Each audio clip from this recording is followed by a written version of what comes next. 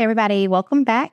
I wanted to talk about something that's deeply personal to me, but also transformative and extremely relevant, especially with coming out of the holidays or even approaching other holidays that people tend to struggle with in their single seasons. And that is trusting God in your relationships. Relationships are such an important part of our lives. They can be a source of heartbreak, frustration, joy, pain, and even regret. But what does it mean to truly trust God with your relationships? How do you navigate the emotional lows that come inevitably and give those feelings to Him? Do you even know what that looks like? So today I wanted to share my story, which has absolutely been a testimony of God's grace and His goodness, and what I learned about trusting Him with my heart and my emotions. And it's taken 31 years to fully grasp this concept. And mind you, I'm literally about to be 32. So keep that in mind. I would love to start with Psalms chapter 147, verse 3, which tells us that He heals the brokenhearted and He binds up their wounds. Now, this is a verse that we kind of glaze over and we don't really pay attention to what it is. But when you've actually experienced the heartbreaking moment, then you understand completely what this means. So I know that I wasn't taught that God cares about our emotional needs. I've always believed that He cared about our circumstances, but not necessarily my feelings. So for the longest time, I processed emotional pain on my own. It's always something that I've gotten through without even communicating with God in that moment. I would do what other people do. So leaning on people, distractions, or just ignoring it altogether. But through one particular breakup, I actually was able to be shown otherwise. And God took me through that process. He taught me that not only does He care, but He heals in those moments. Can you imagine that? Heartbreak is actually a very physical thing, even though we just process it as it's something emotionally happening, but people can pass away from heartbreak. So God heals us in those emotional moments the same way that He heals our physical ailments. So this particular breakup was one of the most painful experiences that I ever had. I felt like I didn't recognize myself. I kind of lost my identity. I was stuck somewhere between my good intentions and the consequences of my own actions. And what that means is I just didn't recognize myself by the mistakes that I made. When you do something and you don't know that you have the capacity to do that thing. So this particular situation could have been avoided if I had controlled my emotions and I didn't allow myself to be as emotionally charged as I was, because there was an emotional outburst. And the biggest thing that hurt was realizing that my behavior contributed to the breakup. And am I saying that the other person was perfect? No. But this is how God showed me what I was dealing with. He showed me myself. So in this moment, my emotions were overwhelming. I did not know how to process them at all. And I am like the processing queen. But in this moment, I just didn't know what to do. And I felt so broken. So like I couldn't sleep. I barely was able to eat. My appetite was off. And I felt like I was spiraling because I was unable to move forward. And I realized that the only thing that I could do was cry out to God. And mind you, the same night that the situation happened is when I actually cried out to God, because I'm not someone who likes to feel like that. Like I can't spend days or weeks feeling it that way, because when you are allowing yourself to feel so low and drained more than a couple of hours at best, or even like a day or so, you're putting yourself into a position where you're allowing your mind to go into a state of depression. And I knew that longer that I allowed it to happen, I wouldn't be able to get out of it. So in that moment of brokenness, I decided to take God at His word, because I had this memory of all of these verses and references of God caring about our emotional needs and saying like, come to me. So I did that.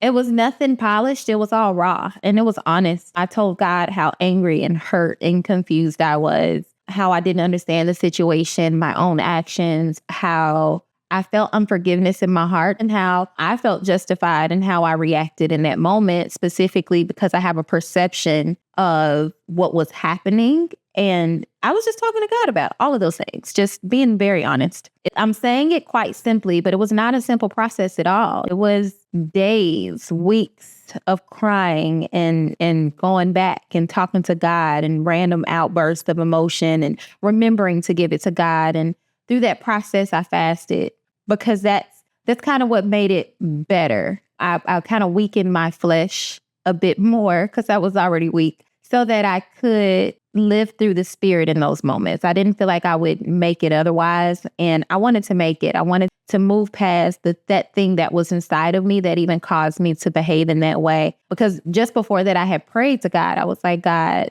whatever is inside of me that's keeping me from moving forward within this relationship to the next level, get it out of me. And I asked him to get it out of the both of us. I just felt like there was something there. I asked God to heal my heart. I asked him to heal my heart, to open my eyes, to give me the ability to see the things that I was unable to see because I was in a state of illusionment. I needed to be disillusioned to my own idea or perception of reality. I wanted to see what the other person was going through. So I asked God to show me his pain and show me everything, like let me know what exactly happened. Because again, I didn't really see myself. It was just a snap judgment and a snap emotion. And in those moments, I lost myself. It's just a split decision. And basically what happened next was God calm my spirit. We went through moments of me being calm and me being able to get through my day, me being able to function. Now, mind you, I didn't take any of this to my support circle, like the people that I would typically talk to. And I did all of that purposefully. Like God reminded me that in the past, talking to people never solved the actual issue. It just kind of made me feel justified in the way that I was behaving. And I didn't want to feel justified anymore because I know that I had a way that I grew up that helped, that made me, that shaped the reality of things. It shaped the way that I see relationships and how this particular relationship had shown me that I probably grew up with some unhealthy ideals. And so talking to people that would justify me or would just be angry or feel just as confused why the other person reacted the way that they did was not the way to go. And God showed me that because I cried out to him first. This was a process that came in like rushing waves. So I would go from peace and having clarity and getting revelations revealed to now, and then God would show me more. And then, or I'll wake up in pain because I'm having my own thoughts and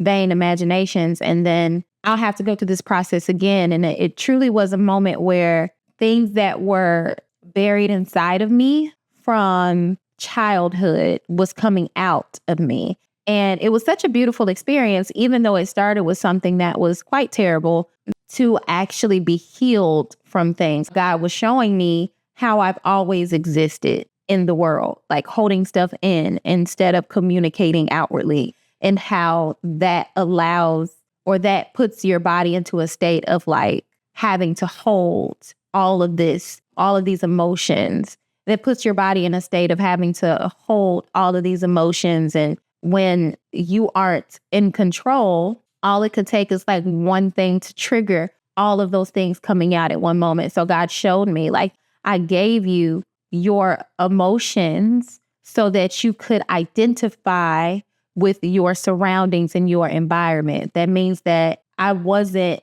as emotionally intelligent as I thought I was at this time. I have a beautiful ability to express my emotions, a beautiful ability to even manage them. But in the moment where it's another person involved, I might overcompensate by trying to be too concerned with what the other person is feeling and neglect my own feeling and emotion. And in that space, my feelings and emotions overrode any type of logic that I had or any type of tools and resources that I had that could psychologically protect me in this moment, because I had reasons why I was triggered to do that. It was just, I didn't take care of myself and place boundaries around myself and communicate my needs well enough. And that allowed the enemy to come in between me and this other person, and wasn't a good outcome. So in being shown how I had acted out of the flesh rather than walking in my spirit, which is what God was showing me. He was showing me what needed to change, basically.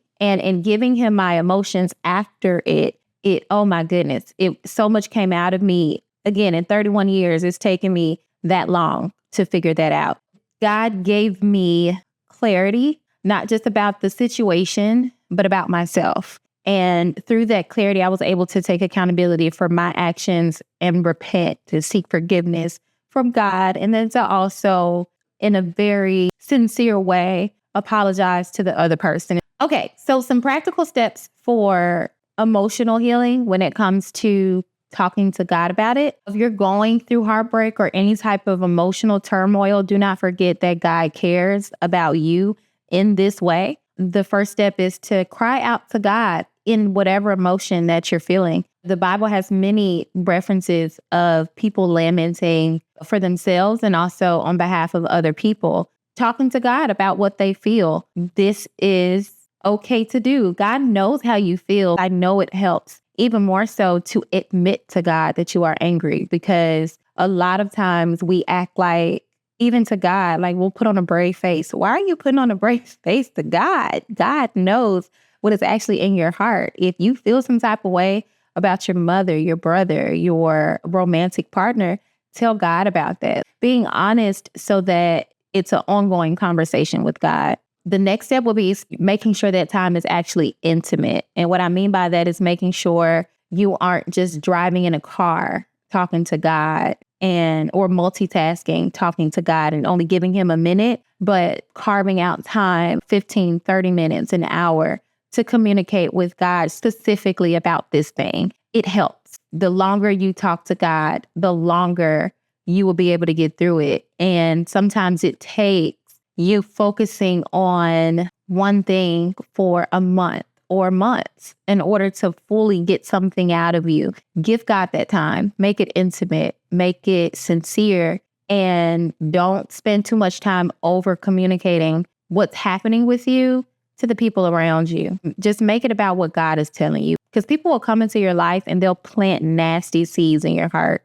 And it's just not fair to you in the situation that other people are always going to look at your situation and be triggered to communicate something that might plant a nasty seed in your heart and delay your own healing. Something to do during this process is to fast. Fasting is a really good tool. In 2 Corinthians chapter 12, verse 9, God tells Paul, "My grace is sufficient for you, for my power is made perfect in weakness." This is basically because Paul was pleading for that thorn in his flesh to be removed. And God told him, "No, I need you to be a little weak.